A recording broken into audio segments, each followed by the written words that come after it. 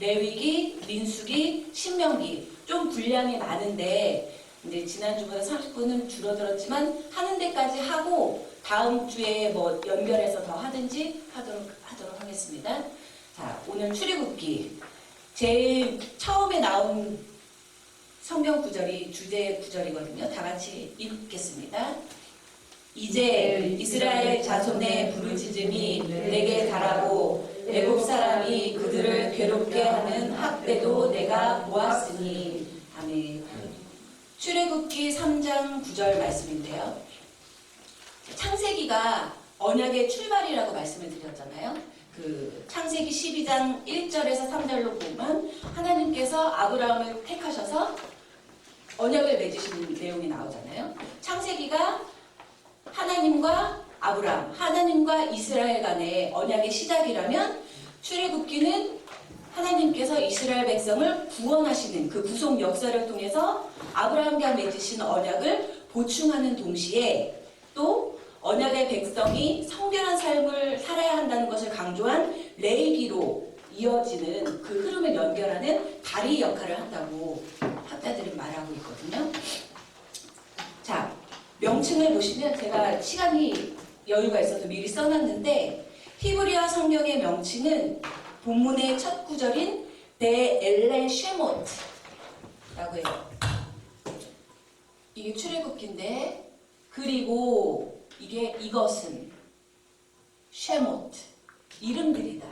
우리는 출애굽기라고 부르지만 히브리어 성경의 그 책 제목들은 성경 첫 단어들, 첫 구절들을 따서 제목들을 만들었다고 말씀을 드렸잖아요. 그러니까 출애굽기는 우리가 부르는 명칭이고 히브리 성경에서 그 우리가 출애굽기라고 부르는 책은 베엘레 쉐모트 이것은 이름 그리고 이것은 이름들이다라고 불려지고 있습니다. 그 원래 그 출애굽기라는 영문명도 엑소도스인데 거기에 애굽이라는 말은 들어가지 않아요. 70인역에서 나온 건데 출발, 밖으로 나간다는 의미고 그렇지. 한글 성경에서 출애굽기라고 부르는 것은 이제 그 내용을 봤더니 애굽에서 탈출하는 내용들이 담겨져 있다 해서 그러니까 해석이 들어간 명칭이라고 보시면 돼요. 맞지.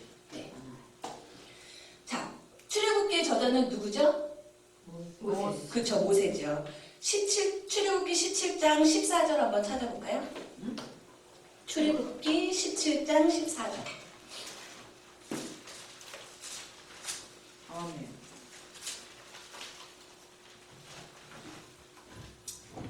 출애굽기 17장 14절.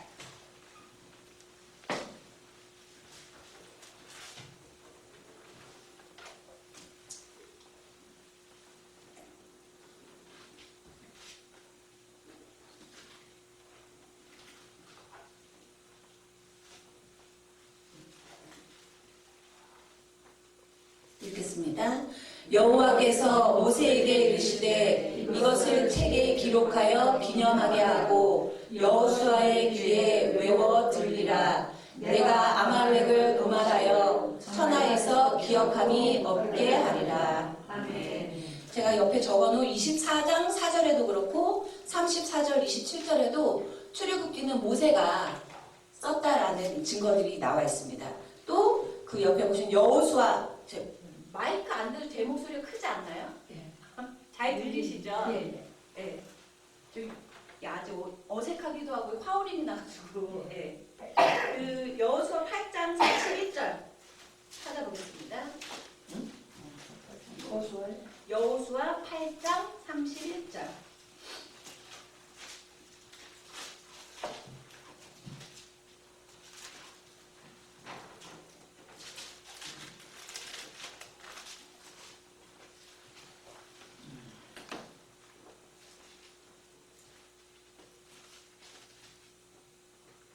읽겠습니다. 이는 여호와의 종 모세가 이스라엘 자손에게 명한 것과 모세의 율법책에 기록된 대로 철 연장으로 다듬지 아니한 새 돌로 만든 하시라. 우리가 여호와께 번제와 광제를 그 위에 드렸으며. 이 내용이 출애굽기 20장 20장 25절에도 똑같이 나와요. 다듬지 아니한 돌로 단을 쌓아라 하는 내용이 나오는데 여기 여호수아에서 말하는 게 출애굽기를 쓴 게 모세다라고 또 한번 증거를 해주고 있잖아요. 그래서 저자는 누가 뭐라고 해도 모세다. 출애굽기의 저자는. 그 밖에도 신약 성경에서도 초대교회 사도들도 출애굽기는 모세가 쓴 것으로 인정을 하고 언급한 내용들이 옆에 보시면 마가복음 7장 10절부터 쭉 해서 나와 있습니다. 그러면 출애굽기의 배경이 되는 역사적 배경이 되는 것은 무엇이냐? 창세기의 기록이 끝나는 바로 뒤에 연결되는데 출애굽기가 그 처음에 말씀을 드렸던 모세오경에 대해서 말씀을 드렸을 때 창세기부터 신명기까지의 책이 5권이긴 하지만 오늘날과 같이 따로따로 분리되었던 책이 아니라 아마도 맨 처음에 그 책들이 완성이 되었을 때는 창세기부터 신명기까지 하나의 책으로 다루어졌을 것이다 라고 추측이 돼요. 그런데 오늘날과 같이 인쇄술이 발달이 안 됐으니까 두루마리로 양피지 두루마리, 파피루스 두루마리로 이제 책을 보관을 했는데 돌돌돌돌 말다 보니 부피가 너무 커져버리니까 내용을 보니 여기부터 여기까지는 따로 떼서 이렇게 보관을 해야 되겠다 하기 시작한 것이 오늘날 모세오경이 5권으로 분리된 것이라고 하고요. 그럼 출애굽기는 어떤 내용들을 담고 있느냐? 야곱이 애굽에 이르렀을 때로부터 430년이 지난 광야에서 성막을 세우기까지의 내용을 담고 있다고 합니다. 그러면 출애굽기는 모세가 왜 출애굽기를 적었을까? 기록 목적을 보시면 모세에게 주신 명령이 나와 있는 출애굽기 6장 2절에서 9절 그리고 시내산 언약의 서문이 나와 있는 19장 1절 6절에 잘 나타나 있다고 하는데요. 우리 6장 2절부터 9절 한번 찾아보겠습니다. 출애굽기 6장 2절에서 9절. 모세는 왜 출애굽기를 썼을까?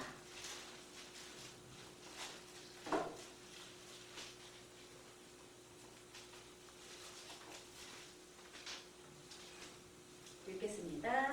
하나님이 모세에게 말씀하여 가시되 나는 여호와로다. 내가 아브라함과 이삭과 야곱에게 전능의 하나님으로 나타났으나 나의 이름을 여호와로는 그들에게 알리지 아니하였고 가나안 땅 곧 그들의 거주하는 땅을 주기로 조율과 언약을 하더니 이제 애굽 사람이 정오를 삼은 이스라엘 자손의 신음소리를 내가 듣고 나의 언약을 기억하노라. 그러므로 이스라엘 자손에게 말하기를 나는 여호와라. 내가 애굽 사람의 모든 짐 밑에서 너희를 빼내어 그들의 모욕에서 너희를 힐리며 평파리와 여러 신팔을 들어서 그 예를 성명하여 너희를 내 백성으로 삼고 나는 너희의 하나님이 되리니 나는 애굽 사람의 무거운 짐 밑에서 너희를 빼낸 너희 하나님 여호와인 줄 너희가 알지라. 아멘. 내가 아브라함과 이삭과 야곱에게 주는 맹세한 땅으로 너희를 인도하고 그 땅을 너희에게 주어 기업을 삼게 하리라. 나는 여호와라 하셨다 하라.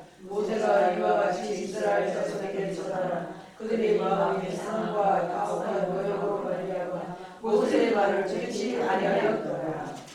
지금 방금 읽으신 구절을 보면 모세가 출애굽기를 기록한 목적, 출애굽기를 기록해서 전달하고자 하는 목적은 하나님이 맺으신 언약에 대해서 그 언약을 성취하시는 역사의 주관자이신 하나님의 신실성을 보여주기 위해서 모세가 출애굽기를 적었다고 나오죠. 아멘. 그게 첫 번째 기록 목적이고 두 번째는 이 구원 역사의 핵심이자 구약의 십자가 사건이라고 할 수 있는 출애굽 또 유월절 사건을 통해서 택한 백성을 압제와 죽음으로부터 구원해내시는 하나님의 사랑, 전능하신 주권을 이스라엘 자손들에게 보여주기 위해서 모세가 출애굽기를 기록을 했다고 합니다. 또 19장 1절에서 6절 찾아서 읽겠습니다. 출애굽기 19장 1절부터 6절.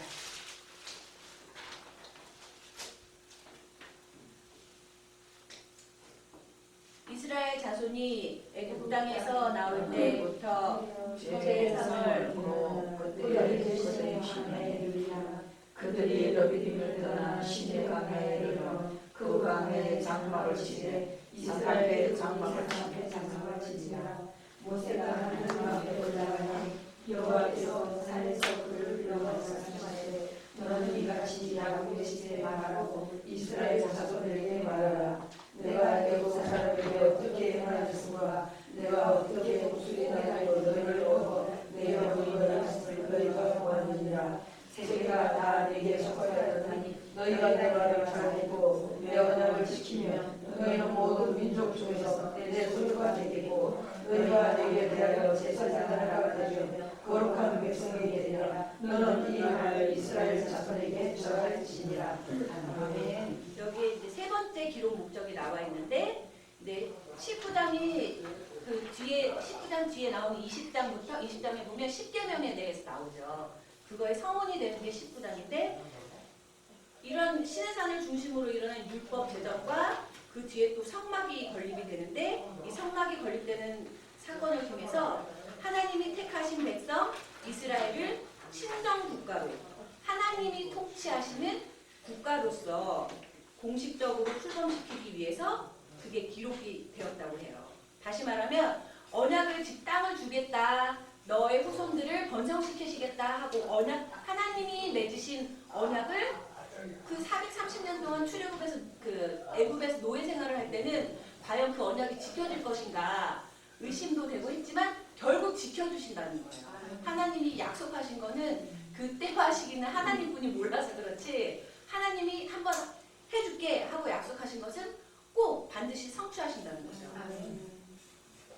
그 내용을 이스라엘 자손들에게 알게 하기 위해서, 까먹지 않게 하기 위해서, 기억하게 하기 위해서 모세가 출애굽기를 기록을 했다는 것입니다. 자, 그러면 출애굽기의 구조를 살펴보면 1장부터 2장 25절까지는 이제 애굽에서 고난받는 이스라엘에 대한 내용들이 나오고, 3장부터는 모세의 소명에 대해서, 10장 13절까지 나오고, 7장 14절부터 11장 10절까지는 바로를 꺾은 10대 재앙에 대해서 나오죠. 근데 흔히 생각할 때 이 10가지 재앙이 이집트 백성들을 혼내주기 위해서, 이집트 백성들을 벌하기 위해서 10가지 재앙을 주신 거다라고 생각을 하는데, 근데 학자들은 그보다 더 이집트 신들을 벌하기 위해서 이집트 백성들이 믿는 그 신들을, 너희들 아무것도 아니다 하나님 앞에서는, 그런 걸 보여주기 위해서 이 10가지 재앙을 내렸다고 학자들이 보기도 하거든요. 10가지 재앙은 뭐뭐 있죠? 첫 번째가 피, 그리고 두 번째 개구리, 그리고 파리, 그리고 가축한테 악질 나오게 해주는 거, 그리고 독종, 메뚜기, 우박, 그리고 메뚜기, 흑암, 마지막으로 애국 장자. 이런 10가지 재앙을 통해서 바로가 이스라엘 백성들을 놓아줄 수밖에 없게끔 하시는 것에서 끝나는 게 아니라, 이집트 백성들이 믿는 신들이 정말 아무것도 아닌 것들이다라는 것을 하나님이 보여주셨던 거죠. 그리고 네 번째로 출애굽기 12장부터 18장 27절에는 6월절과 출애굽에 대해서 이스라엘 백성들이 애굽을 탈출하는 이야기가 본격적으로 나오는 거죠. 그리고 19장 1절부터 40장 38절 마지막까지는 시내산에 도착을 해서 주님이 십계명을 내려주신 것과, 그리고 출애굽기 25장 40절까지는 특별히 성막에 대해서, 성막을 건설하라, 근데 어떻게 건설을 해야 되냐 하는 내용이 나오는 거죠. 이제 성막이, 저도 이제 계속 공부를 하면서 알았는데, 성막이 하나님이 지상에서 머무실 처소를 성막이라고 하잖아요. 그러니까 본격적으로 왕들이 통치하는 나라를 보면, 우리나라도 뭐 한참 많이 많아요. 청와대에서 대통령이 기거를 하잖아요. 거기 근데 청와대 안 들어간다는 사람도 있긴 한데, 아무튼 세상 왕들을 보면 왕이 거하는 곳이 있죠. 거처가. 이제 이스라엘 백성을 출애굽 시키시면서 하나님이 이스라엘 백성을 직접 통치하시는 신정 국가로 만들기 위해서 그 첫 번째로 내가 거할 곳, 내가 항상 거기 임해서 너희들과 대면하고 너희들 다스릴 수 있는 그 처소를 만들라고 하시는 내용이 출애굽기 마지막을 장식을 하고 있습니다. 그러면 이런 출애굽기의 내용, 주제와 출애굽기에 담겨져 있는 신학 사상은 무엇일까? 오늘 쉬는 시간 없이 그냥 쭉 넘어갈게요. 목사님 여기 있어요. 네네. 저쪽에 이렇게. 감사합니다. 출애굽기 내용을 통해서 우리는 무엇을 알 수 있냐면 하나님의 자기 계시에 대해서 알 수 있다는 거예요. 하나님께서 모세에게 자신은 여호와로다 여호와라고 말씀을 해주시잖아요. 우리가 아까 좀 전에 그 출애굽기 6장 2절에서 9절에 보면 하나님이 모세에게 말씀하여 가라사대 나는 여호와로다. 내가 아브라함과 이삭과 야곱에게 전능의 하나님으로 나타났으나 나의 이름을 여호와로는 그들에게 알리지 아니하였고라는 구절이 나오거든요. 여기에서 이제 야훼 히브리 성경에 보면 우리가 흔히 여호와라고 말하는 하나님의 이름이 요드, 헤이, 바후, 헤이스로 이렇게 표현이 돼요. 네, 제가 맨 처음에 그 히브리 초반 강의 때 말씀을 드렸지만 히브리어 맨 처음에는 자음만 있었잖아요. 있었다고 말씀드렸죠. 모음 없이 그냥 자음만 빼곡하게 썼던 거예요. 근데 후대 사람들이 보니까 이걸 어떻게 읽어야 되냐. 여호와라는 모세 하나님께서 처음으로 모세에게 자기의 이름을 나타내신 것이 이것인데 과연 이것을 어떻게 읽어야 할 것인가.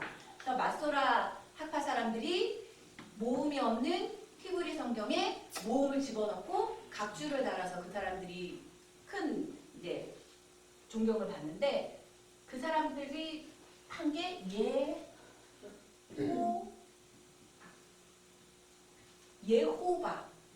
예호바라고 모음을 단 거예요. 그래서 그게 영어로 제이는 흔히 그 히브리어에서는 이응처럼 우리나라 이응처럼 발음돼서 영어에서는 제호바 하는데 예호바 이게 이제 한글로 너무 선교사들이 예호바 하니까 그걸 이제 우리나라는 여호와라고 읽는데 이제 이게 정확하지 않다는 거죠. 마소라카 사람들이 모음을 집어넣어서 한 거니까. 그래서 여호와라고 하면 안 되고 야훼라고 읽어야 된다. 들어보셨죠? 야훼. 조영규 목사님이 그럼 정확하게 이제 그렇죠. 야훼라고 읽는 게 더 정확한 것이다라고 늘 하는데 이미 이제 여호와라고 많이 한국 교회 내에서 많이 하나님의 이름을 부르고 있기 때문에 그냥 여호와라고 많이 쓰는데 정확하게는 야훼라고 해야 된다는 거죠. 그런데 유대 사람들은 제호바, 예호바라고도 안 하고 야훼라고도 안 불러요. 왜냐? 신성한 하나님의 이름을 감히 부를 수 없다는 거예요. 그래서 그 오늘날도 그 사람들은 뭐라고 부르냐면 아도나이. 들어보신 분 있을 거예요. 그죠? 아도나이 맞지? 아도나이. 이게 주. 이건 이름이라기보다는 주인. 이란 이제 주님 하잖아요. 우리가 주님. 그게 아도나이. 라는 뜻이죠. 뭐 히브리어로 하면 보이시나?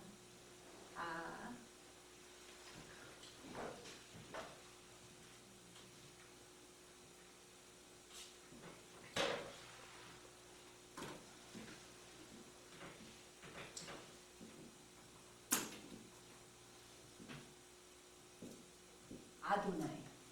나의 주라고 부른다는 거예요. 이 야훼라고도 감히 우리 그 거룩하신 우리의 하나님의 이름을 망령되이 부를 수 없다 해가지고 이 사람들은 아직도 유대교에서 예배를 드릴 때 아도나이라고 이런 그 히브리 성경에서 이 글자가 나오면 아도나이로 대역해서 읽는 거죠. 그죠? 재밌죠? 이런 것도. 근데 야훼로 부르든 여호와로 부르든 하나님의 본성이 바뀌는 건 아니죠. 그렇죠? 하나님의 본질이 바뀌는 건 아닌데 알고 있으면 도움이 되죠.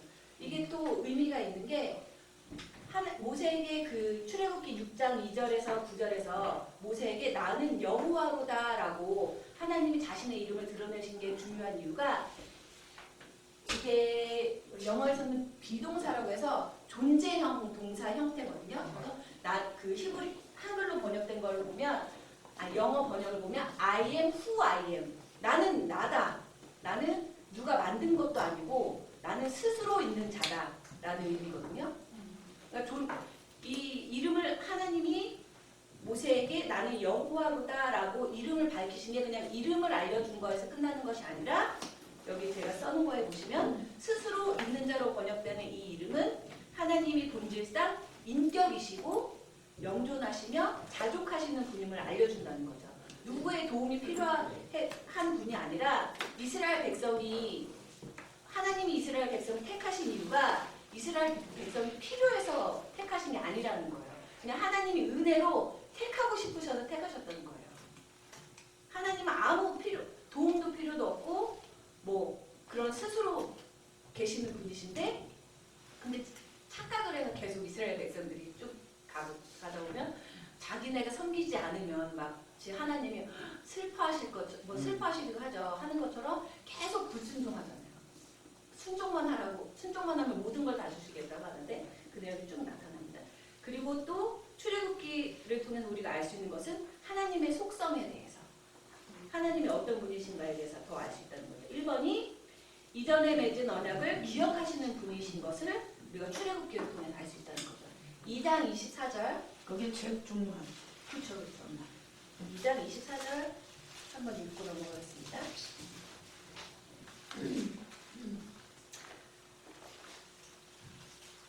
하나님이 그 고통 소리를 들으시고 아브라함과 이삭과 야곱에게 세운 그 언약을 기억하사 벌써 몇백 년 전에 아브라함과 맺으신 언약인데도 불구하고 하나님 그 언약을 잊지 않으시고 기억하시는 분이라는 거죠. 이번이 심판과 구원의 하나님이시라는 것을 우리에게 보여준다는 거죠. 12장 27절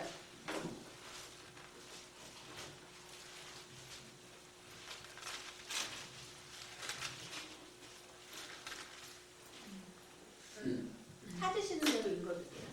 너희는 우리를 믿는 여호와의 유월절 제사라. 여호와께서 애굽 사람에게 재앙을 내리실 때에 애굽에 있는 이스라엘 자손의 집을 넘어사 우리의 집을 구원하셨느니라 하라. 백성이 머리 숙여 경배하리라. 이렇게 하나님은 이스라엘 백성을 구원하시는 하나님이시기도 하지만 또 심판하시는 이스라엘 백성을 택하셨다고 해서 하나님의 권능이 이스라엘 백성에게만 미치는 게 아니라는 거죠. 아까 10가지 재앙이 이집트 백성들을 심판하기 위한 표면적인 이유도 있지만 이집트 백성들이 믿는 이집트 신들이 아무것도 아니다. 하나님이 다 그보다 우월하신 신이라는 걸 보여주기 위한 재앙이라고 말씀드린 것처럼 이스라엘 백성과 언약을 맺으시긴 했지만 이스라엘 백성에게만 하나님의 권능과 심판이 임하는 것이 아니라 전 세계 온 백성에게 하나님은 심판을 내리실 수도 있고 구원을 하실 수도 있음을 보여준다는 거죠. 1번이 3번 초월하시면서도 내재하시는 분이신 것을 우리 출애굽기를 통해서 알 수 있다는 거죠. 우리 19장 10절에서 15절 여호와께서 모세에게 이르시되 너는 백성에게로 가서 오늘과 내일 그들을 서별하며 그들에게 옷을 빨게 하고 준비하게 하여 셋째 날을 기다리게 하라. 이는 셋째 날에 나 여호와가 온 백성의 목전에서 지내다니 강림할 것이니 너는 백성을 위하여 주의 경계를 정하고 이르기를 너희는 산과 산에 오르거나 그 경계를 침범하지 말지니 산을 침범하는 자는 반드시 죽임을 당할 것이다. 그런 자에게는 손을 대지 말고 돌로 쳐 죽이거나 화살로 쏘아 죽여야 하니 짐승이나 사람을 만나라고 거저 살아남지 못하리라고 나팔을 길게 불거든 산 앞에 이를 것이니라 하라. 모세가 산에서 내려와 백성에게 이르러 백성을 성결하게 하니 그들이 자기 옷을 빨더라. 모세가 백성에게 이르되 준비하여 셋째 날을 기다리고 여인을 가까이 하지 말라 하니라. 좀 내용이 길지만 결국 하나님은 우리와 가까이 계시는 분이시기도 하지만 왜 가까운 친구라고 해서 함부로 대할 때도 있잖아요. 예의 없이 무례하게. 그래서는 또 안 되는 초월적인 분이시라는 거죠. 하나님은 우리에게 무한한 사랑을 주시기도 하지만 그 사랑 때문에 하나님을 만만히 봐서는 안 된다는 거죠. 그렇죠? 그다음 4번 택한 백성인 이스라엘의 유익을 위해서 만국을 다스리는 분이시다. 이게 이제 이번 내용 말씀드릴 때 하고도 이제 연결이 되는 건데 이스라엘 백성하고 언약을 맺으셨지만 이스라엘 백성에게만 유효한 하나님이 아니시라는 거예요. 온 천하 만국을 다스리는 분이시라는 거죠. 5번도 이제 계속 연결되는 게 열방이 믿는 신들 위에 뛰어난 거룩하신 유일한 신이시다라는 거죠. 우리 15장 11절은 한번 읽을까요?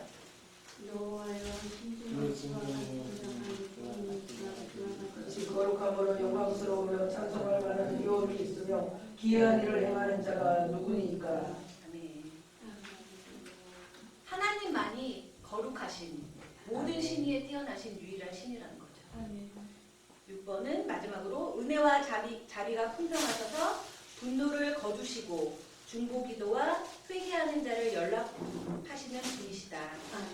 출애굽기부터 쭉 5경까지 내용을 보면 끊임없이 이스라엘 백성들은 불순종하고 벌받고 하지만 그럼에도 불구하고 은혜와 자비가 풍성하셔서 분노를 거두시고 또 모세의 중보기도를 받아주시고 또 죄는 지었지만 다시 회개하고 돌이키는 자들을 받아주시는 분이시라는 것을 우리가 출애굽기 내용을 통해서 알 수 있다는 거죠.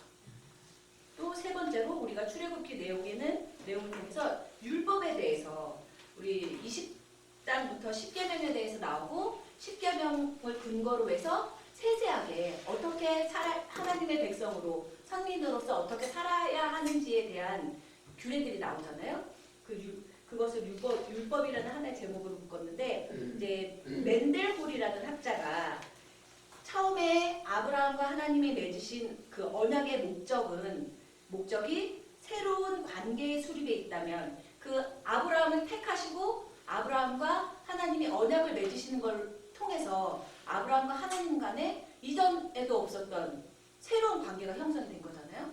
그게 언약의 목적이었다면 이런 10계명을 비롯한 율법의 목적은 바로 20장 20절에 있는 너희로 경외하며 범죄치 않게 하려 하심이니라. 아멘. 율법의 목적은 이거라는 거죠. 하나님은 거룩하신 분이죠. 그럼 하나님 택하신 백성도 거룩해야 되는 거예요. 그러면 막연하게 너희들 거룩하게 살아야 돼 라고가 아니라 하나님 얼마나 친절하신지 구체적으로 알려주신다는 거예요. 10계명을 통해서 그 밑에 있는 하위 그 규례들을 통해서 거룩한 백성이 되려면 이러이러하게 살아야 되는 것을 구체적으로 알려주신다는 거예요. 그것이 율법이라는 거죠.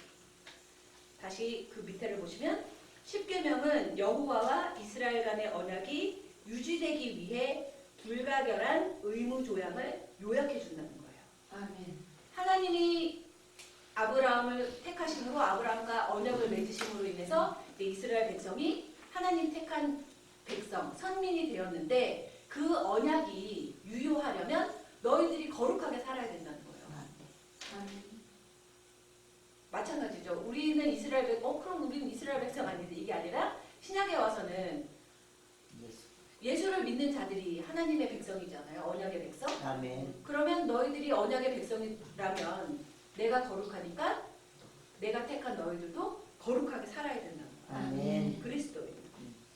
그러니까 그게 보면 그리스도인이 아닌 사람한테는 해당 사항이 없는 거예요. 그들은 예수님이 계신도 알지도 못하고 믿지도 않는데 그 사람들한테 너 왜 거룩하게 안 살아? 그거는 말할 필요가 없는 거고 그리스도를 나의 구세주로 믿는 그리스도인이라면 거룩하게 살아야 된다는 거죠. 그렇죠. 그러니까 내 스스로 내가 그리스도인이면 내가 거룩하게 살고 있는가? 거룩하신 하나님 앞에 온전하게 살아가고 있는가를 늘 고민해야 되겠죠. 그래서 출애굽기 결론, 주의 종 모세를 통해 하나님께서 택한 이스라엘 백성을 노예 상태에서 구속하시고 그들 중에 임재하셔서 결국은 약속의 땅 가나안으로 인도하시는 역사의 주인이신 하나님의 구원 활동이 출애굽기의 핵심이다. 할 수 있겠습니다. 보면 보면 제가 계속 강의 준비를 하면서 느끼는 게 참 지금은 39권 전체를 13강 내용 안에서 다뤄야 되기 때문에 이제 수박 겉핥기식으로 넘어갈 수밖에 없는데 뭐 일반 학부 과정이나 마찬가지예요. 항상 이렇게 넓은 범위로 이제 대략적으로 배우고 거기에서 축약해서 가는 거죠. 그래서 보면 맨 처음에 구약개론을 배우고 그 다음에 모세오경을 배우고 그 다음에 모세오경 중에서 뭐 창세기를 더 대학원 가서 연구를 한다든가 이런 식인데 그래서 다음 학기에 뭐 모세오경을 중점적으로 다루는가 아니면 창세기를 중점적으로 다루는가 하면 참 유익할 것 같아요.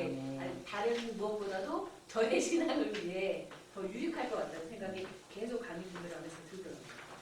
자, 레위기로 넘어가겠습니다. 30분 남았네요. 네. 레위기 중심 구절 읽겠습니다. 너는 이스라엘 온 회중에게 고하여 이르라. 너희는 거룩하라. 나 여호와 너의 하나님이 거룩함이니라. 아멘. 오경의 세 번째 책인 레위기는 제사법에 관계된 규정, 그리고 제사장의 의무에 대해서, 그리고 이스라엘 언약 공동체가 살아야 할 성별된 삶, 거룩한 삶에 대해서 구체적으로 더 언급을 하고 있는 책이 레위기라는 거죠. 이제 레위기는 출애굽기 25장, 40장의 확장에 해당한다고 할 수 있는데 아까 출애굽기 할 때 말씀을 드렸잖아요. 이 출애굽기 25장부터 40장까지는 하나님이 거하실 거처인 성막을 건설하는 내용에 대해서 나오는데 그것을 더 확장해서 세부적으로 알려주고 있다는 거죠. 이제 계속 반복이 되는 게 레위기도 마찬가지로 따로 분리된 책이 아니라 이 제목에서도 알 수 있듯이 레위기의 그 히브리 제목이 이크라인데 제가 동그라미 친 저게 접속사예요. 그리고라고 하는 의미의 접속사거든요. 출애굽기도 맨 처음에 저 접속사를 시작했잖아요. 저 접속사의 내용만을 봐도 이 책들이 연결된 책이라는 것을 알 수 있다는 거죠. 그럼 바이크라는 무슨 뜻이냐? 그리고 여호와께서 부르셨다 라는 뜻이라는 거죠. 근데 왜 레위기라고 부르느냐? 70인역, 헬라어로 번역한 70인역을 번역한 이제 사람들이 레위기의 내용을 봤더니 레위 지파를 제사장 지파로 택해서 레위 그 지파 사람들이 어떻게 제사를 지내야 되는지에 대한 내용이 나와 있네? 그러면 레위기라고 부르자라고 해서 레위기가 된 건데 히브리어 성경 제목은 레위기가 아니고 그리고 여호와께서 부르셨다라는 의미의 바이크라입니다. 히브리어는 그렇다고. 네? 그리고 저자는 누구죠? 모세. 레위기 내용 안에 여호와께서 모세에게 가라사대 하는 말이 25번 이상 반복이 된다고 해요. 좀 더 구체적으로 근데 이것도 재밌어요. 시간 되실 때 레위기를 읽으면서 그래? 한번 찾아볼까 하고 형광펜으로 읽으면서 저희 대학원 때도 이런 거 했거든요. 반복되는 구절이 몇 번이냐 이 구절이 그만큼 중요하니까 반복됐을 거 아니냐 하고 하는데 이 여호와께서 모세에게 가라사대라는 말이 25번 이상 레위기에 반복되는 걸로 봤을 때 레위기의 저자는 모세가 맞다라는 거죠. 그리고 또 에스라서 6장 18절에도 한번 찾아볼까요? 거기에 적어 있는 내용이 다니까요. 제사장을 그 분반대로 레위 사람을 그 순차대로 세워 예루살렘에서 하나님을 섬기게 하되 모세의 책에 기록된 대로 하게 하리라. 에스라도 레위기는 모세가 썼다고 인정을 했다는 거죠. 그럼 이 레위기 내용은 배경이 되는 것은 무엇이냐? 보면 시내산에서 약 11개월간 머무는 동안에 회막이 성막이에요. 똑같은 말이에요. 성막 앞에서 이스라엘 회중들을 모아서 하나님이 말씀하셨다라는 의미로 회막이라고 부르기도 하는 거예요. 그 1장 1절 한번 찾아볼까요? 레위기 1장 1절.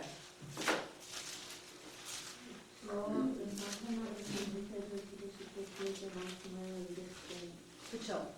성막이나 회막이 별개의 것이 아니라 성막을 회막이라고도 부르는 거예요. 항상 그 성막 앞에서 이스라엘 그 회중들을 모아서 이제 모세를 통해서 말씀하시기도 하고 여호와 하나님께서 직접 말씀하시기도 하셔서 회막이라고 또 부르는 거예요. 이렇게 시내산에서 머무는 이 12개월간이 이 레위기의 역사적인 배경이 되는 거죠. 레위기는 출애굽기의 마지막을 장식하는 성막 건립, 출애굽기 25장 40장에 연결돼서 성막 건립과 그리고 민수기를 여는 민수기 1장의 인구조사가 나오잖아요. 그것이 그 중간에 끼어서 레위기는 출애굽기하고 민수기의 내용을 또 연결시키는 역할을 하는 책이라는 거죠. 그러면 레위기는 왜 기록했을까? 1번이 레위기는 언약 공동체가 하나님의 현존과 축복을 누리기 위해 하나님께 어떻게 예배하고 하나님의 거룩한 백성으로서 어떻게 생활해야 하는가를 가르치기 위해서 모세가 기록을 했다는 거죠. 말로도 했지만 잃어버리죠. 말로만 하면. 계속 자자손손 알아야 되기 때문에 기록을 한 거죠. 또 이스라엘 백성들이 범죄했을 때 죄를 속량하고 하나님께 받은 은혜에 감사하여 헌신 봉사의 생활을 하기 위해서 하나님께 제사의 방법을 가르쳐주기 위해 기록되었다. 죄를 짓잖아요. 끊임없이. 근데 죄를 지었으니까 너는 내 백성이 아니야 라고 내치시는 그런 하나님이 아니시고 죄를 지었어? 그래. 그럼 다시 돌아올 수 있는 방법까지 알려주신다는 거예요. 그게 제사인데. 그 방법을 알려주기 위한 것이 레위기 내용이라는 거죠. 세 번째로 제사장들에게 성결의식 및 제사의식을 가르치기 위해서 레위기가 기록되었다는 거죠. 그래서 이제 사역을 하시는 분들은 레위기 내용이 좀 어려울 수도 있는데 읽고 묵상을 하시면 이제 사역을 하실 때 이렇게 구체적 제사가 예배를 말하는 거잖아요. 그죠? 네, 그렇죠. 그 예배를 드릴 때 오늘날의 의미로 예배를 드릴 때 어떻게 또 드려야 될 것인지를 다시 한번 우리에게 주는 감동이 또 있더라고요. 깨달음이 있고. 아멘. 자, 레위기의 그때 내용 구조를 보면 두 가지로 나눌 수가 있는데 전반부는 1장 1절부터 10장 20절까지는 거룩하신 하나님께 나아가는 방법에 대한 내용이 이 1장부터 10장까지 나와 있다는 거죠. 더 세부적으로 5대 제사, 번제, 소제, 화목제, 속제제, 속건제에 대한 내용이 나오고 그 다음에 이런 제사를 주관하는 제사장도 거룩해야 되잖아요.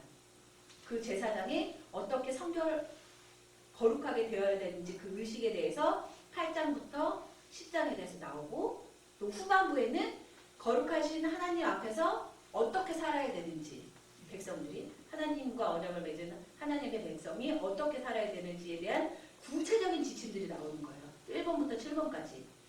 각종 정결법, 각종 속죄 제사 규례, 백성의 성결한 삶을 위한 규례, 제사장의 성결한 삶을 위한 규례, 각종 절기에 관한 규례, 약속의 땅 가나안에서 준수해야 되는 규례, 서원에 관한 규례. 너무 친절하게 자세하게 알려주시는 거죠. 그러니까 발뺌을 할 수가 없는 거예요. 몰랐는데요, 하나님? 그쵸? 이렇게 구체적으로 알려주셨는데 몰랐어요. 이렇게 할 수가 없는 거예요. 주도 면밀하신 하나님이신가요? 깜짝 말아. 그렇죠. 이렇게 알려줬는데도 안 하는 게 이제 잘못인 거죠. 그렇죠? 자, 그러면 이 레위기에 나타나 있는 주제 및 신학 사상은 무엇이냐? 하나님의 임재, 거룩, 제사, 그리고 신의 산 언약 네 가지로 정리를 할 수가 있어요. 먼저 하나님의 임재에 보면 레위기를 쭉 읽어보시면 하나님 이제 출애굽을 통해서 하나님의 백성을 하나님이 데리고 나오셨잖아요. 그 데리고 나오신 하나님과 늘 동행하시는 하나님에 대해서 나오는 게 첫 번째 하나님의 임재고 그 두 번째는 하나님이 거하시는 거처 성막 안에서 특별히 말씀하실 게 있으실 때 그렇잖아요. 그 옛날 조선왕조 그런 걸 봐도 왕이 나와서 신하들에게 직접 명령을 하다라는 경우들이 있잖아요. 이렇게 두 가지로 나눠서 하나님의 임재를 레위기는 표현을 하고 있다는 거죠. 쭉 읽어보시면 되겠고, 또 중요한 것이 레위기에 나타나 있는 내용이 거룩에 대해서 반복이 된다는 거예요. 레위기의 핵심은 내가 거룩하니 너희도 거룩할지니라. 아멘. 11장 44절에서 45절에 나오는 내용인데, 이스라엘의 거룩한 자에게 우리는 예배, 제사라는 길을 통해서 가까이 나아가는 방법에 대해 나온 것이 전반부의 관심사라면, 후반부는 하나님과 언약으로 연합된 사람이 어떻게 하면 그의 거룩하심을 일상생활에 옮길 수 있는가, 그러니까 거룩한 하나님의 백성으로 어떻게 살아가야 되는가에 대해서 계속 거룩하라, 거룩하라 라는 내용이 나온다는 거죠. 그래서 거룩한 예배하고 거룩한 생활을 교육시켜서 거룩하신 하나님 앞에 온전한 백성으로 나갈 수 있게 돕는 책이 레위기라는 거죠. 아멘. 그럼 거룩이라는 단어를 봤더니 이 언급 계속 거룩이라는 단어가 나오는데,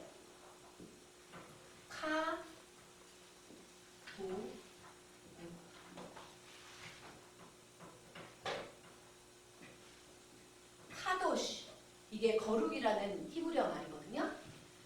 그럼 거룩이라는 건 뭐냐라고 봤더니 구별된다는 게 거룩이라는 거예요. 분리. 이스라엘 사람들이 들어간 이제 하나님이 약속해 주신 가나안 땅이 아무도 없는 빈 공간이 아니었잖아요. 이미 거기에 가나안 민족들이 살고 있는데, 거룩하라고 계속 얘기하는 것은 이제 이런 십계명이나 성결법이나 이런 걸 통해서 이제 거룩한 생활을 해라라는 것도 있지만, 너희들이 들어갈 그 가나안 땅 민족하고는 분리된 가나안 사람들과 구별된 삶을 살기를 원하셔서 계속 거룩을 강조하신다는 거예요. 아멘. 아멘. 이걸 오늘날 우리 기독교하고 적용을 해보면 세상 사람들과 구별된 삶을 사는 게 거룩한 삶을 사는 거라는 아멘. 거죠. 뭐 세상 사람 너나 나나 똑같이 사는 거는 구별된 것도 아니고 분리된 것도 아니고. 그래서 주입이 있지. 그렇죠. 그러면 어떻게 거룩하게 살 수 있느냐? 하나님께 택함 받은 백성은 율법을 지킴으로써 하나님이 아주 주도 면밀하게 세세하게 내려주신 십계명을 비롯한 그 앞에 규례들을 통해서 그걸 잘 지킴을 통해서 성결하게 될 수 있다는 거예요. 모른다고 발표를 할 수가 없다는 거죠. 그러면 또 레위기에서 중요하게 다뤄진 게 제사, 희생 제물에 대해서인데, 하나님이 내려주신 율법을 잘 지키고 하나님이 하라는 대로만 하면 굳이 제사는 필요가 없는 거예요. 봤더니. 근데 그렇지 못하기 때문에 제사가 필요한 거예요. 읽어보시면, 이스라엘 백성은 제사장의 나라요 거룩한 백성이었지만 끊임없이 많은 죄를 범했다. 이러한 백성이 어떻게 하나님 앞에 나아갈 수 있었을까? 희생 제물을 드리는 제사를 통해서였다. 이는 하나님이 양이 없으셔서 염소가 없으셔서 그런 희생 제물을 갖고 와라 하시는 게 아니라는 거죠. 너희들을 위해서 그걸 통해서 그런 희생 제물을 통해서 제사를 드리게 하셨다는 거죠. 이것은 바로 하나님이 인간에게 길을 열어주신 것이다. 끊임없이 기회를 주시는 거예요. 창세기에서도 할 때도 말씀을 드렸지만, 아담도 단번에 하나님이 에덴 동산에서 내치신 게 아니셨잖아요. 기회를 주셔서 분명히 아담아 어디 있느냐 하고 회개할 수 있는, 이미 하나님은 아담이 범죄한 걸 알고 있었지만 아담에게 다시 기회를 줬지만 그 기회를 놓친 건 아담이었어요. 하나님이 이렇게 제사도 우리 인간에게 끊임없이 회개할 수 있는, 다시 돌이켜서 하나님 앞에 온전히 설 수 있는 기회를 끊임없이 주시기 위해서 이 제사라는 제도를 만드셨다는 거예요. 우리를 귀찮게 하려고, 우리를 번거롭게 하려고 만드신 게 아니라는 거죠.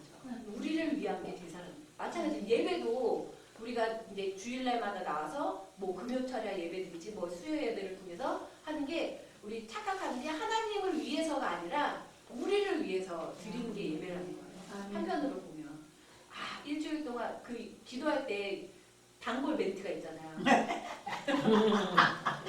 이 안에서 묻은 때를 벗겨주시옵소서. 우리를 위해 드리는 게 예배라는 거예요. 아멘. 그렇죠? 그러면 예배는 제사는 어떻게 드려야 되냐? 회개한 사람이 하나님 앞에 나아갈 때 가져갈 수 있는 예물은 반드시 흠이 없는 짐승이어야 했다는 거예요. 아멘. 그냥 굴러다니는 것 중에 이거 갖고 가면 되겠다, 이거 갖고 가서 예배 드리면 되겠다가 아니라 꼭 흠이 없는 짐승으로 제사를 드려야 됐다는 거예요. 왜? 거룩하신 하나님 앞에 드리는 거니까요. 거지 동냥 주는 게 아니잖아요. 이 예배라는 것은 하나님 앞에 나가서 하나님 제가 이러이러한 죄를 지었습니다, 용서해 주십시오 하고 드리는 게 제사 중에 하나인데, 그 제사를 드릴 때 거룩하지 않은 흠이 있는 걸로 드리면 하나님을 또 만만히 보는, 경홀히 여기는 거죠. 뒤에 보시면 그 5가지 제사에 대해서 표로 정리해 둔 게 있거든요. 번제, 소제, 화목제, 속제제, 속건제. 그냥 쭉 읽어보시면 될 거예요. 근데 중요하게 기억해야 될 것은 제사를 드리는 게 우리가 착각하듯이 하나님이 뭐가 없어. 그리고 우리 목사님 맨날 말씀하시잖아요. 하나님이 뭐가 없어 자꾸 헌금을 하라고, 뭐 건축 헌금을 하라고 하고 그러는 게 아니라는 거잖아요. 그 예물을 통해서 너가 거룩할 수 있는 기회가 된다는 거예요. 아멘. 아멘. 그렇죠. 항상 착각하지 말아야 될 것은 하나님이 뭐가 부족해서 이런 희생제물, 뭐 번제를 드리고 소제를 드리고 화목제를 드리고 속죄제를 드리고 속건제를 드리라고 하신 게 아니라는 거예요. 인간에게 기회를 주시기 위해서 드리라고 하셨잖아요. 4번째, 신의 산 언약. 레위기에는 제사 혹은 거룩이라는 말이 자주 나오는데 비해서 언약이라는 말은 자주 안 나와요. 그렇다고 해서 그러면 레위기는 언약을 무시한 건가? 그게 아니라 이 바탕이 되는 게, 레위기의 바탕이 되는 게 이미 신의 산 언약이기 때문에 그걸 굳이 반복해서 자주 언급을 안 하고, 그거보다 더 이제 백성들에게 알려줘야 될 게 제사와 거룩이었기 때문에 상대적으로 언약이라는 말이 나오는 빈도가 적다는 거죠. 또 하나님께서 신의 산 언약을 세우시고 이 언약을 이루시기 위해서 성막을 건설하도록 명하셨잖아요. 그 출애굽기 25장부터 40장에. 그래서 레위기 1장 17장은 전반 제사에 대한 언약을 어떻게 행해야 될 것인지를 설명을 하고, 18장부터 25장은 언약의 백성들이 무엇을 행할 것인가를 설명하고, 26장은 언약에 대하여 순종하는 자의 복과 불순종하는 자의 저주에 대해서 언급을 하고, 마지막 우리 레위기 27장 14절 한번 찾아보겠습니다. 27장 14절.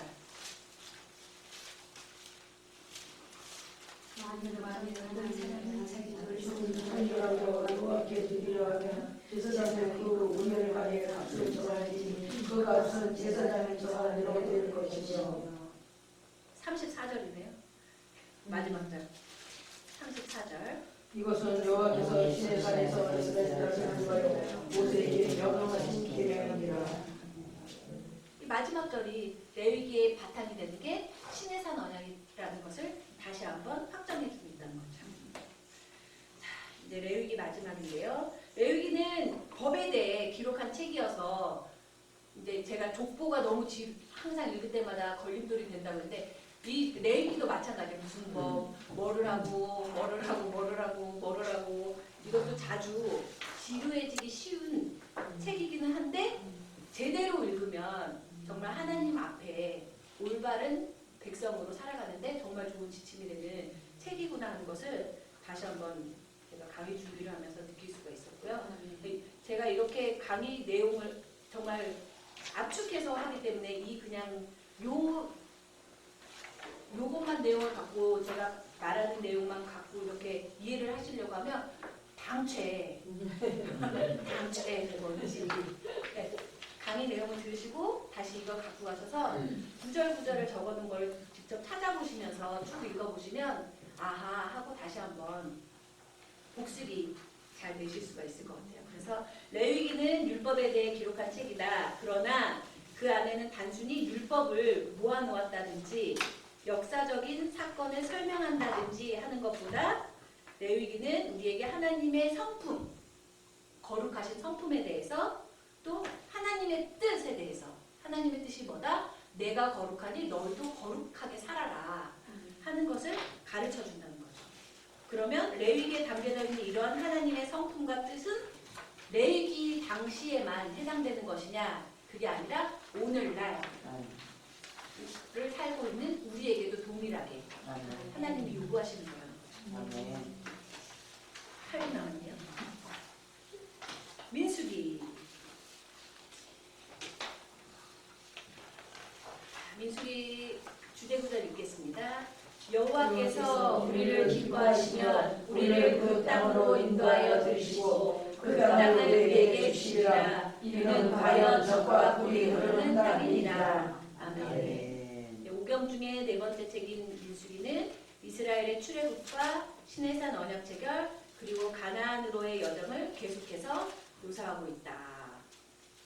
그렇죠? 이것도 우리는 민수기라고 부르지만 히브리어 성경의 제목은 베미드바예요. 이게 제 동그라미 친 게 뭐뭐에서라는 의미거든요. 미드바르가 광야에서라는 뜻이에요. 히브리어 성경 제목은 광야에서. 그럼 민수기는 어떤 의미냐? 우리가 민수기라고 부르는 것은 백성들의 수를 계수한 내용이 그 민수기에 나오거든요. 1장에서 나오고 또 26장에서 인구조사를 해요. 1장 처음 이제 가나안으로 들어가기 전에 그러면 12지파의 백성들이 얼마나 되는지 한번 보자 하고 백성들의 수를 계수했다는 의미로 민수기라고 우리가 부르는 거예요. 그리고 처음에 들어갈 때 1장에서 그렇게 백성 인구조사를 한번 하고 또 26장에 가서 그러면 시간이 어느 정도 흐른 다음에 또 백성들의 인구조사를 한 거잖아요. 지금은 시간이 처음 우리가 가나안을 향해 가기 시작했을 때보다 인구 변동이 어떻게 되니 한번 살펴보자. 또 인구조사를 26장에 가서 하는데 그래서 우리 한글 성경은 이제 70인역의 영향을 받아가지고 넘버스, 수를 계수하다라는 의미로 민수기라고 부르는 거예요. 넘버스. 저자는 레위기와 마찬가지로 모세라는 거죠. 계속 이 모세 오경의 그 역사적인 시대는 제가 모세 오경 개요할 때 말씀드렸던 것처럼 청동기 중기 정도에 해당한다고 보시면 돼요. 그리고 이 배경이 되는 것은 출애굽 이후 출애굽에서 나온 이스라엘 백성들 1세대 이제 중간에 보시면 제가 9세대로 표현하기도 하는데 1세대, 9세대는 가나안에 못 들어가죠. 근데 이 민수기의 내용은 1세대의 역사를 3단계로 보여주고 있다는 거죠. 첫 번째가 시내산에서의 그 20일간의 내용을 보여주고 또 시내산에서 가데스까지 38년간의 처벌과 처벌에 대해서 보여주고 끊임없이 불신하잖아요. 애굽을 괜히 나왔어. 애굽으로 돌아갈 걸. 모세 너 때문이야. 끊임없이 불평불만하잖아요. 그 내용이 두 번째 내용이고 세 번째가 출애굽 2세대. 그러니까 신세대죠. 그러니까 광야에서 태어난 애들이 있을 거 아니에요. 그렇죠? 2세대가 가데스에서 모압 평원까지 겪은 6개월간의 노정이 마지막 부분이라는 거죠. 그러면 이런 민수기는 왜 썼을까? 모세가 1번 약속의 땅 가나안에 거룩한 하나님의 나라를 건설하기 위해 하나님께 택정된 이스라엘 백성들에게는 순종과 믿음이 절대적으로 요청된다는 사실을 깨우치기 위해서 기록한 거예요.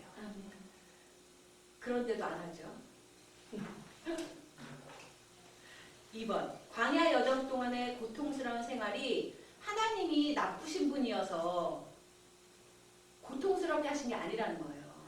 쭉 살펴봤더니 그렇게 고통스러웠던 이유는 이스라엘의 불순종과 원망 때문이었다는 거죠. 그러나 이렇게 고통스럽게 하신 것조차도 보면 이건 하나님의 징계인 동시에 선민으로서의 자질을 향상시키기 위한 연단하시는 하나님의 사랑이었다는 거죠. 왜 자식이 이쁘다고 해서 우쭈쭈만 해서는 안 된다고 어른들이 말씀하시잖아요. 혼낼 때는 혼내야 그게 바른 사람이 된다고 말씀을 하시잖아요. 마찬가지라는 거. 아무리 하나님이 택하신 백성, 귀한 하나님의 백성이지만 죄를 지었을 때는, 잘못을 했을 때는 엄하게 훈계해서 거룩한 나의 백성으로 키우시려는 하나님의 사랑이었고, 세 번째, 이스라엘이 근 40년간 물과 음식이 없는 죽음의 땅 광야에서 생존할 수 있었던 유일한 이유는 그들을 끝까지 사랑하시고 기업고 약속의 땅 가나안으로 인도해 가시고자 하셨던 하나님의 은혜 때문이었음을 밝히기 위해서 모세가 기록했다는 거죠. 아멘. 이게 그냥 글로만 읽으면 쉽지만 40년 동안 아무것도 없는 데가, 물도 없고 먹을 것도 없는 데 가서 살아날 수 있었던 게 망각하기는 쉽지만 결국은 하나님의 은혜 때문이었음을 너희들 잘 기억해야 된다라고 하기 위해서 모세가 썼다는 거죠. 그리고 마지막으로 하나님의 백성의 삶은 광야에서 끝나는 것이 아니라 궁극적으로 가나안 복지에서의 삶으로 귀결됨을 보이기 위해 기록되었다는 거죠. 광야에서의 40년, 그쵸? 얼마나 고통스러워요. 그게 끝이 아니라는 거예요. 결국에는 하나님이 약속하신 가나안 땅으로 들어갈 수 있다라는 것을 보여주기, 응원하는 의미겠죠. 모세가 그런 의미로 기록을 했다는 거죠. 그러면 민수기의 내용 구조를 보면 1장부터 10장 10절까지는 약속의 땅을 얻기 위한 준비 과정에 대해서 나와 있고, 그래서 인구 조사를 한 거고, 이제 가나안으로 곧 들어갈 텐데, 하나님이 약속하신 땅을 들어갈 텐데 12지파의 백성량이 얼마나 되나 계수해보자 하고 인구 조사를 하고, 또 들어가기 전에 하나님의 거룩한 백성으로서 성결하게 되자라는 내용이 또 나오고, 10장 11절부터 25장 18절까지는 약속의 땅을 얻지 못하게 된 9세대, 이 9세대들이 왜 얻지 못했을까 나오잖아요. 불평, 끊임없이 불평하고 원망하잖아요. 하다못해 그 모세 누나랑 형아도 그쵸. 세 번째, 약속의 땅을 얻기 위한 신세대의 준비. 이런 9세대는 결국 너무 많이 범죄해서 하나님이 약속하신 땅으로는 못 들어가지만 너희들 신세대들은 들어가야 될 거 아니냐. 들어가려면 어떻게 해야 되는지를 또 알려주는 거죠, 모세가. 9세대와 같은 그 잘못을 번복하지 않기 위해서, 신세대를 교육하기 위해서, 그래서 이 민수기를 적었다는 거죠. 그러면 이러한 민수기에 들어있는 주제와 신학사상은 무엇인가? 반역을 능가한 하나님의 사랑이다 라고 할 수 있다는 거죠. 광야 생활 동안 계속 읽어보시면 끊임없이 불순종이에요. 끊임없이 원망하고 이러기도 쉽지 않을 텐데 어떻게 그렇잖아요. 아니, 변명할 수 있는 게, 우리는 직접 하나님의 근데 기적은 하나님의 능력은 오늘도 동일하니까 뭐 기적을 이제 보기도 하지만, 이 사람들은 직접 막 뭐 목말라 죽겠어 하면 샘이 터지는 기적을 직접 보고, 배고파, 만나가 떨어지고 외출하기를 몰아오고, 이런 정말 눈에 보이는 기적을 봤는데도 왜 그랬을까요? 아무튼 그렇게 하는데도 불구하고, 끊임없이 불순종하고 반항하는데도 불구하고, 그래도 사랑하시는 하나님의 사랑을 민수기는 담고 있다는 거죠. 아멘. 두 번째로 민수기는 아론의 쌍난 지팡이 교훈을 통해서 아론의 제사장직이 하나님께서 임명하시고 증명하시는 것임을 증거하고 있다는 거죠. 이것도 이제 저희 목사님이 자주 또 설교하시고 하시기도 하는데, 네, 인간적으로 봤을 때는 전도사야? 목사야? 이렇게 할 수 있다는 거예요. 그러나 아론의 쌍난 지팡이 교훈을 통해서 보면, 인간의 눈으로 봤을 때는 저 사람이 별론데, 합당하지 않은데, 자격 좀 미달인 것 같은데, 하지만 그조차도 하나님이 세우신 세우신 거기 때문에 세우신 제사장직이기 때문에 인간의 잣대로 왈가왈부 하지 말라는 거죠. 아멘. 그걸 나타내고 있는 게 아론의 쌍난지팡. 네. 또 세 번째, 노뱀은 십자가의 진리를 우리에게 교훈을 해준다는 거죠. 아멘. 불뱀에 물려서 막 죽잖아요. 또 범죄해가지고. 그냥 그런데 죽게 아유 이것들 싹 쓸어버려. 이게 아니라 그럼에도 불구하고 다시 노뱀을 만들어서 노뱀을 쳐다보는 자들은 다시 살리시는 하나님의 또 자비가 나타난다는 거죠. 아멘. 이게 이제 또 이제 신약 시대에 와서는 그리스도의 모형이다. 하나님 예수 그리스도가 십자가에 달려서 돌아가시는 것을 이제 본자들이 구원을 받는 그 모형이다라고 얘기를 하고요. 또 마지막으로 도피성에 대한 교훈을 우리가 알 수 있다는 거죠. 도피성이 이제 6군데를 만들라고 이제 말씀을 하셔요. 루벤에게 주신 땅 중에서는 베셀이란 지역에 도피성을 만들어라. 갓지파에게 준 땅에서는 길랏 라못의 도피성을 만들어라. 이렇게 그 내용들이 쭉 나오거든요. 근데 이것도 하나님의 결국 사랑이라는 거예요. 살인자라고 할지라도 기회를 주시는 거예요. 아멘. 단번에 사형이 아니라 너 사람을 죽였으니까 너도 죽어야지 이게 아니라 도피성을 또 만드셔가지고 그런 죄인조차도 하나님이 살 수 있는 탈출구 기회 땅을 또 마련을 해주시는 거죠. 정말 사랑이 많으신 하나님이시죠. 아멘. 민수기 결론입니다. 38년간의 광야 생활의 기록인 민수기는 꼭 인생의 장면을 그대로 묘사한 내용이라 하겠다. 하나님의 자비는 기적적으로 항상 역사를 하는데 감사가 말라버린 백성은 계속 배신을 해요. 불순종해요. 그럼에도 불구하고 하나님은 반역을 능가한 사랑으로 십자가의 진리로 감싸는 교훈으로 믿는 자에게 힘과 소망을 주시는 내용이 민수기라는 거죠. 아멘. 지금 12시 34분입니다. 어떻게 10분만 더 하고 신명기를 끝낼까요? 네. 아니면 다음 주에 신명기를 하고 넘어갈까요? 10분이면 될 것 같은데 괜찮으시겠어요? 네. 자, 신명기 같이 읽겠습니다. 너는 마음을 다하고 성품을 다하여 내 하나님 여호와를 사랑하라. 신명기는 오경의 마지막 책인데 모세가 죽기 직전에 40년간의 광야 생활을 회고하면서 아 그랬었지 그 40년 동안 이러이러한 일들이 있었지 하고 그동안 하나님이 주셨던 각종 율법들을 회상시킴으로써 약속의 땅에 들어간 신세대들을 교육하기 위한 목적의 책이 신명기라는 거죠. 히브리어 명칭은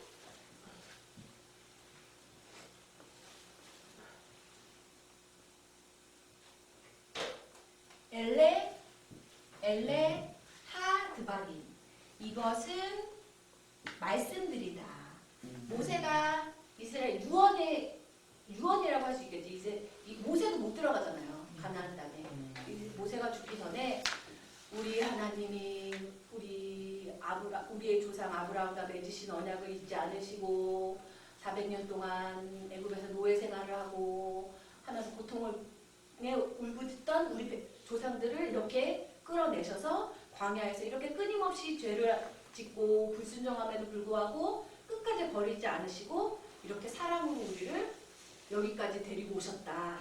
그러니까 너희들은 구세대를 본받지 말고 주님이 우리에게 주신 규례와 율법을 잘 지켜서 가나안 땅에 들어가서도 거룩한 백성으로 잘 살아야 한다라고 유언처럼 말한 게 신명기의 내용이라고 할 수 있어요. 제가 이제 한자를 보기 전에는 신명기라고 해서 이게 새신이잖아요. 새로운 명령을 나타내는 건가 했는데 이게 아니더라고요. 새신자가 아니고 저뿐만이 아니라 그렇게 생각하시는 분들이 많은 거예요. 이게 신명기 할 때 신이 거듭신, 갱신의 의미라는 거예요. 거듭말 한다. 그쵸. 네. 출애굽기 그 시내산에서 십계명을 주시고 그 십계명 또 하부 규칙 규례로서 거룩하게 살아야 돼. 뭐 성결법이니 제사장이 지켜야 될 법이니 이런 것을 이미 언급을 해주셨잖아요. 그것과 다른 새로운 법을 말하는 게 아니라 그 신의 산 밑에서 받았던 그것을 제대로 지키지 못한 구세대를 본받지 말고 그것을 다시 갱신해서 잘 지켜라 하는 의미로 신명기 거듭 신자를 썼더라고요. 자, 그래서 신명기에 기록된 내용들은 이스라엘이 약속의 땅에 들어가기 바로 직전 신명기까지도 못 들어가요. 여호수아에서부터 이제 가나안 땅을 하나하나씩 정복해 가면서 하나님이 땅을 주리라 하신 그 언약을 성취해 나가는 내용이 여호수아에서부터 비로소 시작되는 거지 신명기까지도 못 들어가요. 신명기는 약속의 땅에 들어가기 직전에 현재의 중요성, 앞으로 어떻게 살아야 되는지를 알려주기 위해서 쓴 책이라는 거죠. 그래서 그 내용들도 보시면 총 3개의 설교가 나오는데 모세의 첫 번째 설교, 모세의 두 번째 설교, 모세의 세 번째 설교 세 번의 설교를 통해서 너희들은 계속 반복되는 거예요. 구세대들을 본받지 말고 하나님이 우리를 어떻게 사랑하셨는지 우리 역사를 통해서 좀 봐라. 하나님이 우리를 애국에서 건져내신 것부터 시작해서 물도 먹을 것도 없는 광야에서 우리를 먹이시고 입히시고 하신 그 하나님을 너희 이스라엘 백성의 역사를 통해서 좀 보고 구세대들이 한 것처럼 범죄하지 말고 불순종하지 말고 순종해서 하나님이 하라는 대로 잘 따라서 제발 거룩한 백성 좀 되라. 가나안 땅에 들어가서 그 내용이 나와 있는 거예요. 그래서 보시면 신명기에 나와 있는 주제, 이 신앙사상을 보면 역사신앙, 역사를 통해 역사를 주관하시는 분도 하나님이시라는 것을 신명기를 통해서 다시 한번 알 수 있다는 거죠. 얼마나 자꾸 까먹으면 계속 출애굽기서부터 신명기까지 모세도 참 속이 썩었을 것 같아요. 그렇죠. 역사를 주관하시는 하나님이 그의 백성을 위해서 하셨던 일, 과거의 역사를 통해서 과거를 통해서 미래로 나아갈 바를 한번 깨달으라는 거죠. 그리고 두 번째 계약관계의 근본 원리 사랑이다. 너희들이 뭐 우리 목사님 하시는 것처럼 학벌이 좋아서 잘생겨서 그게 아니라 불순종함에도 불구하고 범죄함에도 불구하고 하나님이 사랑하시기 때문에 이 계약이 이끌어져 간다는 거죠. 계약을 맺는 것조차도 하나님의 은혜였다고 말씀드렸어요. 하나님의 사랑이었고 아브라함이 뭐 잘나가지고 오 아브라함 쟤는 나랑 계약 많이 맺을만 해. 그게 아니었다는 거잖아요. 그냥 하나님이 택하신 거예요. 아브라함을. 또 세 번째 계약 공동체의 구체적인 삶. 그러면 하나님의 언약의 백성으로서 이스라엘 백성, 이스라엘 공동체는 구체적으로 어떻게 살아야 되는지 정말 세세하게 다시 한번 언급이 되고 있고 또 마지막으로 복과 저주에 대해서 그봐 이렇게 쭉 역사를 살펴봤을 때 너희 조상들은 이렇게 불순종하니까 벌을 받았잖아. 가나안 땅에도 못 들어갔잖아. 그러나 그 벌 받는 걸로 끝나는 것이 아니라 순종하면 주님은 사랑 많으신 주님이시기 때문에 너희들에게 복을 주실 거야. 그러니까 책임감 있게 하나님의 백성으로서 책임감 있게 거룩하게 살아야 해 하는 것을 이제 마지막으로 유언처럼 읽은 내용이 신명이라는 거죠. 그래서 그 표로 제가 신명기하고 10계명 내용들을 또 정리를 해놓았는데 1계명부터 4계명까지는 하나님과 인간과의 관계에 대해 나온 거고 5계명부터 10계명까지는 인간과 인간과의 관계에 대해서 언급한 큰 묵직묵직한 내용입니다. 그래서 보면 또 믿음 생활을 할 때 저희 목사님도 항상 말씀을 하시지만 그 십자가가 이렇게 가로, 세로 이렇게 한 게 세로는 하나님과 인간의 관계에서 어떻게 해야 되는지를 나타내는 거고 가로는 인간과 인간과의 관계도 하나님 중요하게 생각하신다는 거예요. 내가 하나님만 잘 믿으면 되지 하고 인간과 인간과의 관계를 뭐 소위 뭐 개차반처럼 하면 그것도 하나님이 보실 때는 합당하지 않다는 거죠. 정말 하나님의 백성으로서 사는 게 하나님 앞에서만 떳떳하면 된다라고 하면 굳이 인간과 인간과의 관계에서 어떻게 해야 되는지까지는 주님이 언급을 안 하셨을 거라는 거죠. 그러나 하나님이 원하시는 거는 너희들이 내 앞에 온전히 서기도 원하지만 내 앞에 온전히 선다는 것은 나한테만 뭐 헌금 많이 하고 주여 주여 나한테만 기도 많이 하고 하는 것만 원하는 것이 아니라 내 주위 이웃에게도 내 옆에 있는 사람에게도 잘 날 보듯이 그래서 예수님도 말씀하시잖아요. 예배하기 전에 형제와 맺힌 게 있으면 가서 풀고 와서 예배를 하라고 말씀을 하시잖아요. 그것도 같은 맥락인 것 같아요. 그래서 주님 앞에 온전하게 된다는 것은 오로지 하나님만 이렇게 경주마가 이렇게 눈을 가리잖아요. 앞만 보게 하려고. 그게 아니라 정말 주님 앞에 온전하게 거룩한 백성으로 성별된 삶을 살아간다고 하는 것은 내 이웃과도 인간과의 관계도 하나님이 보실 때 잘하였다라고 칭찬받을 만한 삶을 살아야 된다는 것이 이제 신명기까지의 내용이라고 할 수가 있겠습니다. 결국 출애굽기부터 신명기까지의 내용은 하나님이 이스라엘 백성을 내 백성을 택하시고 하나님이 다스리시는 신정 국가로 가는 길인데 국가의 3요소가 있어요. 국가라고 하려면 먼저 국토가 있어야 되고 그 나라 국가를 구성하는 국민이 있어야 되고 또 그 국가를 이제 읽어나가는 꾸려나가는 국가 체제가 있어야 되는데 신명기까지 국민은 있고 국가 체제도 이제 십계명을 비롯해서 하나님 세세하게 가르쳐 주신데 아직까지 국토는 없는 거예요. 네. 그래서 국토를 주시기 위한 하나님의 이제 또 인도하신 여정이 다음 주부터 시작되는 여호수아에서부터 이제 들어가도록 하겠습니다.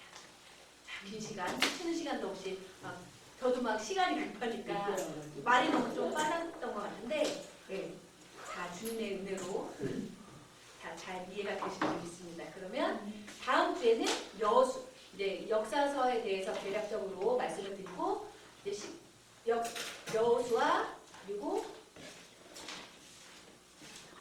사무엘까지 하는 것을 목표로 사무엘서까지 하는 것을 목표로 이제 왜냐면 왜 여기까지 끝냐면 사무엘이 마지막 사사이자 첫 선지자로 이제 추앙이 되는데 사사까지는 하나님이 통치하시는 건데 이스라엘 백성들이 싫어 우리도 인간의 왕이 필요해 하고 하나님의 신정 통치를 거부하게 되잖아요.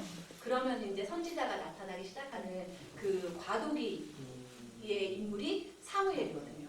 그래서 사무엘까지 하는 것을 목표로 하도록 하겠습니다. 뭐 시간이 되시면 대충 읽어오시면 더 도움이 되겠죠. 그래서 긴 시간, 쉬는 시간도 없이 잘 들어주셔서 감사합니다. 다음